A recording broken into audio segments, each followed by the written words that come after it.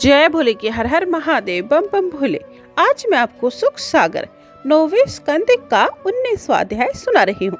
नृपययाति के चित्त में उदय भयो वैराग, दे चौवन पुरु पुत्र को कई अरण्य अनुराग। चित सो त्यागी वासना उर हरि मूरत धार, तरुण तप तपन लगे छाड़ बसन आहार। सुनिए, श्री सुखदेव जी कहने लगे, हे राजन, राजा ययाति काम वासना में इतने लीन हो गए कि उन्हें कोई आध्यात्म ज्ञान न रहा। पुनः अंत में उनके चित्त में वैराग्य उदय हुआ और फिर उन्होंने सोचा कि इस प्रकार से तो मेरा सर्वनाश हो जाएगा, मैं यह क्या कर रहा हूँ। तब ऐसा विचार कर वे अपनी स्त्री से कहने लगे, हे भृगुपुत्री, मैं एक ऐतिहासिक कथा तुम्हें सुनाता हूँ, सुनिए। इस इतिहास मेरे जैसे ही एक कामी पुरुष का है। कोई एक कामी बकरा सघन वन में फिरता हुआ अपनी किसी अभीष्ट वस्तु को ढूंढ रहा था। घूमते घूमते वह किसी कुएं पर जा पहुंचा। वहां अपने कर्म दोष के कारण उसने एक सुंदर बकरी देखी जो कि कुएं में पड़ी हुई थी। बकरा कामी तो था ही, अतः उसने उस बकरी को कुएं से बाहर निकालने के लिए अपनी सींगों से पृथ्वी में गड्ढा करना आरंभ किया। इस तरह से करते करते उसने ऐसा मार्ग बना लिया कि जिससे वह बकरी बिना परिश्रम किए शीघ्र ही ऊपर आ जाए। तदंतर वह बकरी बाहर आ गई। उस बकरी से अपनी मनोकामना प्रकट की। तब बकरी ने भी उनको अपना पति बना लिया।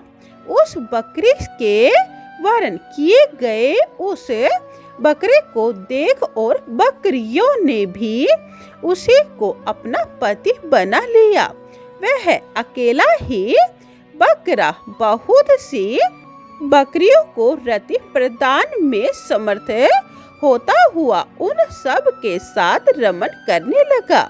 परंतु कुआं से निकली हुई बकरी ने जब उसे अन्य बकरियों के साथ रमन करते हुए देखा तो उसको यह बात बड़ी असह्य हुई। तब तो वह बकरी दुखित होकर अपने स्वामी के पास, जिसने कि उसको खरीदा था, चली गई। यह देख वह कामी बकरा भी एड़े-वेड़े शब्द करता हुआ उस बकरी को मनाने के लिए उसके पीछे पीछे दौड़ा, किंतु उसे प्रसन्न न कर सका। बकरा के उद्यम को देख बकरी के मालिक ने उस बकरा के दोनों अंडकोश काट डाले। बाद में बकरा के बड़े अन्याय विनय करने पर बकरी के मालिक ने प्रसन्न होकर लटकाते हुए उन दोनों अंडकोशों को फिर जोड़ दिया। इसके बाद अंडकोशों के जुड़ जाने पर वह बकरा फिर से उस बकरी के साथ, जो कि कुएं से निकली थी, बहुत समय तक रमन करता रहा, किंतु फिर भी उसकी विषय भोग से तृप्ति नहीं हुई। राजा ययाति बोले, हे भद्रे देव, यानी मैं भी तुम्हारे प्रेम पाश में बंधा हुआ माया में मोहित होकर अपने को भूल गया। मेरी भी उस बकरे की भांति यह दशा हो गई है। यदि यह कहा जाए कि काम भोग की शांति के लिए बहुत से विषयों का सेवन किया जाए, जिससे मोह निवृत्त हो जाएगा, किंतु यह बात भी ठीक नहीं जांचती, क्योंकि पृथ्वी में जितने अन्य भोज्य पदार्थ सुवर्ण पशु तथा स्त्रियां हैं, उन सबों के बार बार भोगने से भी मनुष्य के चित्त को संतोष तथा तृप्ति नहीं होती है। काम भोगों के अधिक भोगने से काम की इच्छा शांत नहीं होती। जिस प्रकार घी के डालने से अग्नि शांत नहीं होती, अपितु जितना जितना घी डाला जाए उतनी उतनी ही अग्नि और अधिक प्रज्वलित होती है। काम भोग की इच्छाओं की भी यही दशा है। पुरुष की जब इसमें समदृष्टि हो जाती है, तब उसके लिए सभी दिशाएं सुखमय हो जाती है। जो तृष्णा मनुष्य के जीर्ण होते हुए भी स्वयं जीर्ण नहीं होती, उस दुखदायिनी तृष्णा को सुख की इच्छा करने वाला कौन पुरुष है जो न छोड़ना चाहता हो। स्त्री के पास रहना तो सर्वथा त्यागने योग्य है। अतः मैं इस अहित कारिणी तृष्णा को त्याग पर ब्रह्मा का ध्यान करूंगा।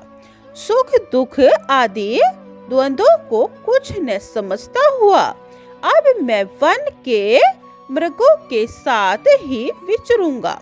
ययाति राजा ने इस प्रकार स्त्री से कहकर और अपने छोटे पुत्र पुरु को उसका यौवन दे दिया।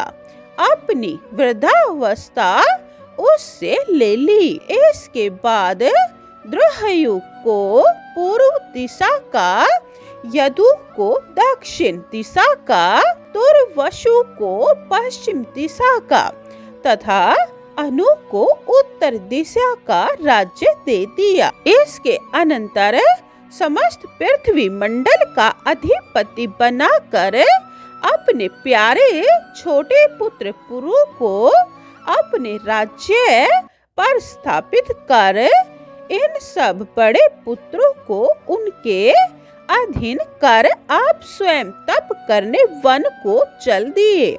राजा ययाति काम क्रोधी 6 शत्रुओं की थोड़ी देर में ही जीत कर सब संगों को त्याग वसुदेव भगवान में भक्ति करते हुए भगवत गति को प्राप्त हो गए।